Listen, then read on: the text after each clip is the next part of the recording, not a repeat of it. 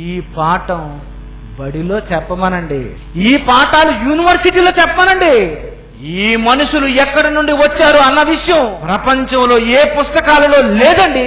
అది ఒక్క బైబిల్లోనే ఉంది. లేదండి, మేము చదువుకున్నటువంటి యూనివర్సిటీస్ లో ప్రారంభ మానవుని గురించి ఉన్నది అని ఒక్కరు చెప్పగలరు? చెప్పండి. చెప్పలేరు మీరు. కారణం ఆ పుస్తకాలలో లేదు.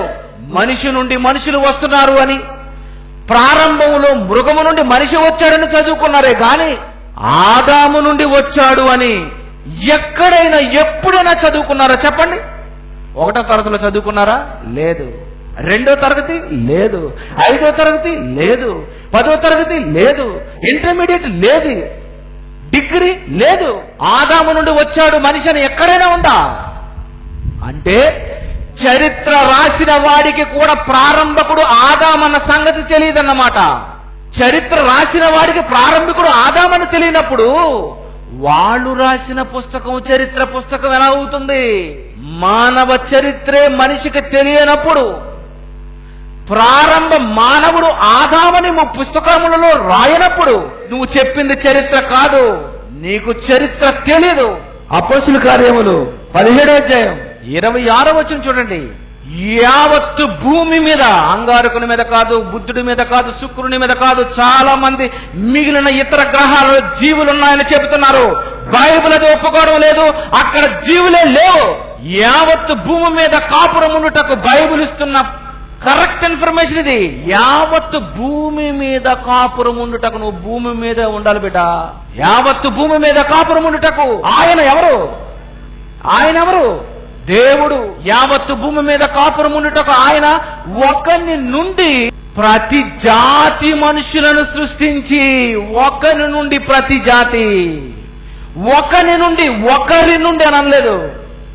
ఒకని నుండి, ఒకని అంటే నీకు గ్రామర్ తెలియాలి. ఒకని అంటే ఎవరు? పురుషుడండి.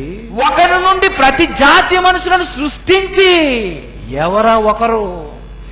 ఎవరా ఒకరు? ఆ ఒకరిని ఎవరు చేశారు? లూకాసు సువార్త 3వ అధ్యాయము 38వ వచనం చూడండి. Bible answer to the Bible. బైబిల్కు బైబిల్ సమాధానం వెళుతుంది. కైనాను ఎనోషుకు, ఎనోషు షేతుకు. హిస్టరీ ఎనోషు షేతుకు, షేతు ఆదాము. ఆదాము ఎవరండి? అతను ఒకరి నుండి. ఎవరతను? ఆదాము. ఒకరి నుండి ప్రతి జాతి మనుషులను సృష్టించి, అంటే ఆదాము నుండే భూమి మీదకి ప్రతి మనిషి వచ్చాడనమాట. అంటే మానవ చరిత్ర భూమి మీద ప్రారంభమైందే తప్ప మృగము నుండి మనిషి చరిత్ర కాదు. మీ చరిత్ర తప్పు. మృగము నుండే మనిషి అయితే మనిషి ఇప్పుడు ఏమైపోవాలి? మళ్ళా కోతైపోవాలి. ప్రపంచంలో ప్రతి మనిషి చాలా సార్లు చాలా తప్పుడుగా మాట్లాడుతున్నారు. కారణం, బైబుల్ లేని వాడి దగ్గర నువ్వు ఇష్టం వచ్చినట్లు మాట్లాడొచ్చు, కానీ Bible open university India international మాట్లాడితే కుదరదు. కారణం, దేవుడు రాయించిన మహాజ్ఞాన గ్రంథమైనటువంటి బైబుల్ తెలుసుకున్న మమ్మల్ని తప్పు పడితే దేవుణ్ణి కూడా నువ్వు తప్పు పట్టుకోవాలి. దేవుడు తప్పుకు దొరకనప్పుడు, ఆ బైబిల్ మేము బోధిస్తున్నప్పుడు మమ్మల్ని తప్పు పట్టుకునే మగాడు భూమి మీద ఎవడు లేడు. కారణం, బైబిల్కు ఉన్నటువంటి శక్తి అలాంటిది. దేవునికి ఉన్న శక్తి సామర్థ్యాలు అలాంటివి. ప్రియమైన దేవుని పిల్లరా, ఒకరి నుండి ప్రతి జాతి మనుషులను సృష్టించి, ఆ ఒకడెవరనుకున్నారు? ఆదాము. కైనాను ఎనోషుకు, ఎనోషు షేతుకు, షేతు ఆదాముకు. ఆదాము ఎక్కడి నుండి వచ్చాడు? కోత. ఎవరు? చూడండి, ఆదాము దేవునికి కుమారుడు. ఆదామును దేవుడు కన్నాడట. అంటే ఆదామును దేవుడు కనక ముందు ఆదాము ఎక్కడ ఉన్నాడు? నేలమంటితో నరుని నిర్మించి వాని నాసికారంధ్రములలో జీవవాయును అని ఊదగా అప్పుడు ఏమైంది? జీవాత్మైంది. ఇంతకీ ఈ ఆత్మ, జీవాత్మ మట్టి బొమ్మలోనికి ఎక్కడ నుండి వచ్చింది? ఆదాముగా మట్టి బొమ్మలోనికి రాకముందు ఎక్కడున్నాడు? దేవునిలో ఉన్నాడు. ఆ ఆదాము నుండి ఎవరు వచ్చారు? రెండో మనిషి హవ్వ. జీవము గల ప్రతివానికి తల్లి. ఆదాము నుండి హవ్వ వస్తే, ఆదాము నుండి కయ్యను హేబేలు వస్తే, కయ్యను హేబేలు తర్వాత షేతు. ఇలా భూమి మీద ఒకరి నుండి ప్రతి జాతి మనుషులు వచ్చారు అన్నది ఒకవేళ వాస్తవం అయితే, ప్రతి మానవుని కన్నది ఎవరు? కోత. కోతండి స్టైల్గా తయారయ్యి ఎలాగున్నానన్నప్పుడు కోతులాగా ఉన్నావంటే ఎలాగుంటది మీకు? చిరాకు రాదు మీకు? ఆదాము నుండి వచ్చాడని చెప్పలేదండి. ఆదాము ఎక్కడి నుండి వచ్చాడు? నా పిల్లలు నా నుండి వస్తే ఆదాము దేవుని నుండి వచ్చాడు. అంటే దేవుని నుండి వచ్చినటువంటి మనుషులం అన్నమాట మనము. మన చరిత్ర దేవుని చరిత్ర. అందుకే బైబిల్ చూడండి ఒకసారి, కీర్తన గ్రంథం 90వ అధ్యాయం 1వ వచనం. ప్రభువా, తరతరముల నుండి మాకు నివాస స్థలము. తెలుగు జాగ్రత్తగా చదువుకోవాలి మీరు. మాకు తెలుసండి వచనం అనకండి, ఇప్పుడు అందులోనే ఉంది అసలు సంగతి. కీర్తన గ్రంథం 90వ అధ్యాయం 1వ వచనంలో ఏమనుందంటే, ప్రభువా తరతరముల నుండి మాకు నివాస స్థలము పరలోకం అని లేదు. ఏమనుంది? నీవే. దేవునిలో ఉన్నామట మనం. ఆదాము దేవునిలో ఉంటే నువ్వెక్కడున్నావు?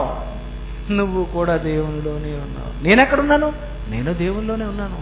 నేను నా తండ్రి గర్భంలోనికి, నా తండ్రి నా తండ్రి గర్భంలోనికి, నా తండ్రి నా తాత గర్భంలోకి, నా తాత నా ముత్తాత గర్భంలోనికి, ఇలాగ మొత్తం మీరు మీ తల్లి గర్భాలలో నుండి ఇలా చివరికి వెళ్ళిపోతే ఎవరి దగ్గరికి వెళ్ళిపోతారు? ఆదాము. ఆదాము ఎక్కడికి వెళ్ళిపోతాడు? దేవునిలోనికి. అంటే మీరు ఈ లోకానికి రాకముందు పరలోకమందు ఉన్నటువంటి కన్న తండ్రి అయినటువంటి దేవుని గర్భములో ఉన్నటువంటి మీరు, తరతరముల నుండి నివాస స్థలముగా దేవునిలో ఉన్న మీరు ఆదాము ద్వారా భూమి మీదకి బయటకు వచ్చారు. ఇలాగ పుట్టుకొస్తున్నటువంటి మానవులందరూ దేవుళ్ళుగా దేవునిలో ఉన్నటువంటి వీళ్ళు. దేవుడు ఆదాముని ఏమన్నాడు?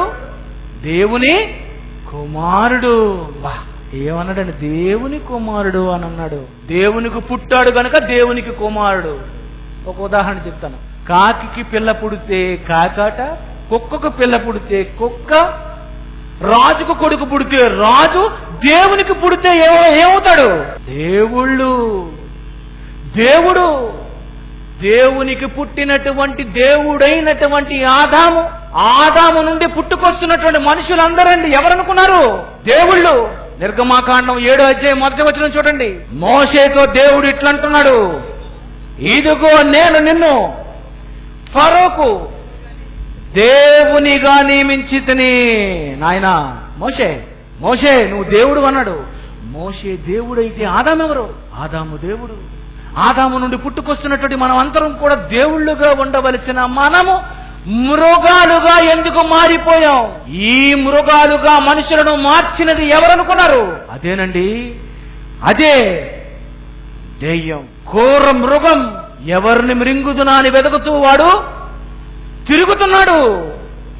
అందుకే ప్రతి మనిషిని మృంగేశాడు కనుకనే ఈ రోజు ప్రపంచంలో ప్రతి మనిషి జనారణ్యంలో క్రూర మృగాలుగా మిగిలిపోయారండి.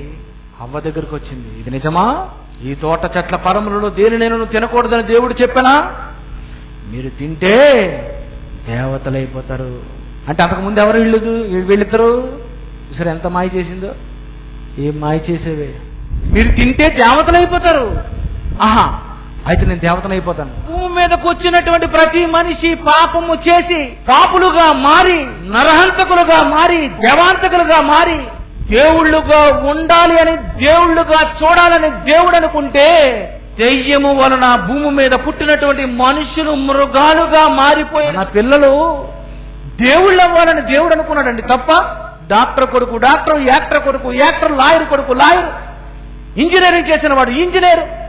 దేవుడైతే కన్న తండ్రి అయితే ఆయన దేవుని పిల్లలు దేవుళ్ళుగా ఉండాలనుకున్నాడే తప్ప జనారణ్యంలో క్రూరముగాలుగా ఉండాలనుకోలేడు. మృగాలుగా ఉన్నటువంటి ఈ మనుషులను మార్చడం చాలా కష్టం. కూసు దేశస్థుడు తన చర్మమును మార్చుకోగలడా? చిరుతపులి తన మచ్చలను మార్చుకోగలదా?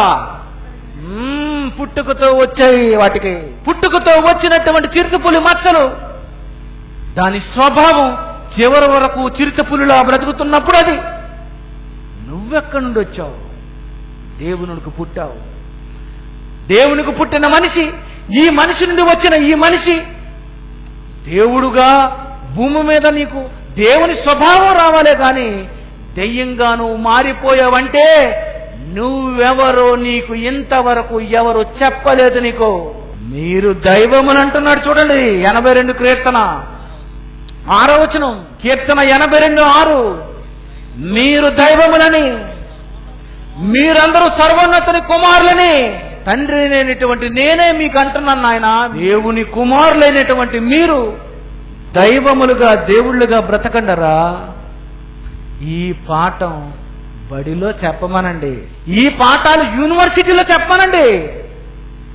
ఇలాంటి పాఠాలు ప్రపంచంలో ప్రతి మనిషి గుండెలలో చిన్ననాటి నుండి చెబితే వాడు ఎందుకు ఫ్యాక్షనిస్ట్ గా మారిపోతాడు, ఎందుకు టెర్రరిస్ట్ గా మారిపోతాడు, ఎందుకు మనిషిని చంపుతాడు చెప్పండి. వాళ్ళందరికీ ప్రపంచం చెప్పింది కోతి నుండి వచ్చాడని, మృగము చరిత్ర చెప్పారు కనుకనే నేను మృగంగా మారిపోయాడు. కానీ దేవుని నుండి వచ్చావని దేవుని చరిత్ర చెబితే వాడు దేవునిగానే మారిపోతాడు. మనిషికి పుడితే మనుష్య కుమారుడు, రాజుకు పుడితే రాజకుమారుడు. మనిషికి పుడితే మనుష్య కుమారుడు, రాజుకు పుడితే రాజకుమారుడు. దేవునికి పుడితే దైవ కుమారుడు, మనుషులంతా దైవ కుమారులే. మనిషి ఓ మనిషి, ఓ మనిషి నీవెవరు?